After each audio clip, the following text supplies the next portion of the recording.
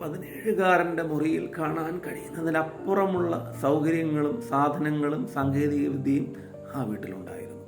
പക്ഷെ നരകതുല്യമായ ഒരു വീട്.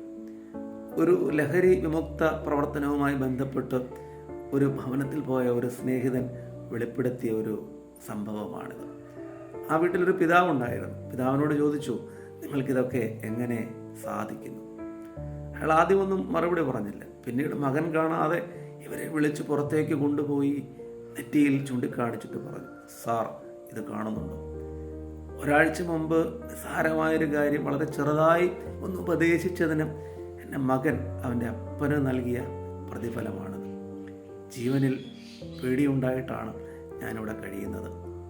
ഈ മകളെ വളർത്തുവാൻ വേണ്ടി, അവളെ പഠിപ്പിക്കുവാൻ വേണ്ടി മാത്രമാണ് ഞാൻ ജീവിച്ചിരിക്കുന്നത് പോലും. മാതാപിതാക്കളൊക്കെ നിസ്സഹായരായി മാറുകയാണ്. ഇവിടെ നാം ഓർമ്മിക്കേണ്ട ചില കാര്യങ്ങളെങ്കിലുമുണ്ട്. വളരെ ചെറുപ്രായം മുതൽ നാം മക്കളെ എല്ലാ സൗകര്യത്തിലും വളർത്തുന്നു, എല്ലാ സുഖങ്ങളും കൊടുക്കുന്നു. ഞാൻ അനുഭവിച്ച പ്രയാസം, കഷ്ടത ഒന്നും എൻ്റെ മക്കൾ അനുഭവിക്കരുത് എന്ന് കരുതി ഭക്ഷണവും വസ്ത്രവും സാഹചര്യങ്ങളും പതിവിൽ കവിഞ്ഞവർക്ക് നൽകുന്നു, പണം നൽകുന്നു.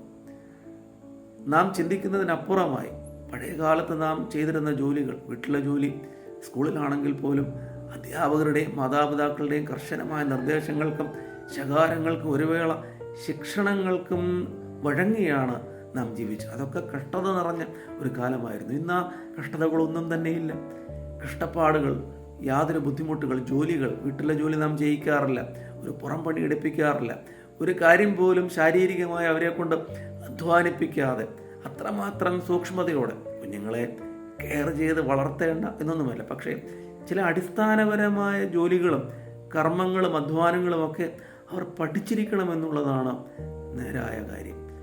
സുഖിമാന്മാരായി ജീവിക്കുന്നവർ, സ്വാതന്ത്ര്യമുണ്ട്, പണമുണ്ട്, സുഹൃത്തുക്കളുണ്ട്, അവർക്ക് പരമമായ സുഖമാണിപ്പോൾ. ഇനി ഇവർക്ക് വേണ്ടത് ഇതിനപ്പുറമായൊരു സുഖമാണ്. ആ അപ്പുറമായ സുഖം തേടിയാണ് ഇവർ ഈ ലഹരിയിലേക്കും ലഹരിയുടെ പുതിയ പുതിയ പതിപ്പുകളിലേക്കുമൊക്കെ പറന്നു പോകുന്നത്. നാം മനസ്സിലാക്കേണ്ടതായ ഒരു പരമമായ ഭീകരമായ ഒരവസ്ഥയാണ് ഇത്. നമുക്ക് ചുറ്റുമുള്ള നമ്മുടെ പടിവാതിൽക്കൽ നിൽക്കുന്നതായ എല്ലാവർക്കും എല്ലാ കാര്യങ്ങളും അറിയാം. ആരെയും ബോധവൽക്കരിക്കേണ്ട കാര്യങ്ങളൊന്നും തന്നെയില്ല. ഒരാൾ സ്വയം വിചാരിക്കാതെ അയാൾ നന്നാവുകയുമില്ല. പക്ഷേ നാം ചെയ്യേണ്ട ചില കർമ്മങ്ങളെങ്കിലും ഉണ്ടായിരുന്നു, കഴിഞ്ഞുപോയതാണ്. ഇനിയെങ്കിലും ഓർത്ത് വെക്കുക. ചെറുപ്പകാലങ്ങളിൽ നാം പരിശീലിപ്പിക്കേണ്ടതായ ചില ഉത്തരവാദിത്വങ്ങളും ചില കടപ്പാടുകളും ചില ജോലികളുമൊക്കെ ഈ വരും തലമുറയെ കൂടുതൽ കരുത്തരാക്കുകയുള്ളൂ. നാം ഒക്കെ വളർന്നു വന്ന കാലം ആലോചിക്കുക. തീയിൽ കുരുത്തതൊരിക്കലും വെയിലത്ത് വാടുകയില്ല. ഈ കുഞ്ഞുങ്ങളോട് ഇനി പറഞ്ഞിട്ട് എന്താണ് പ്രയോജനം?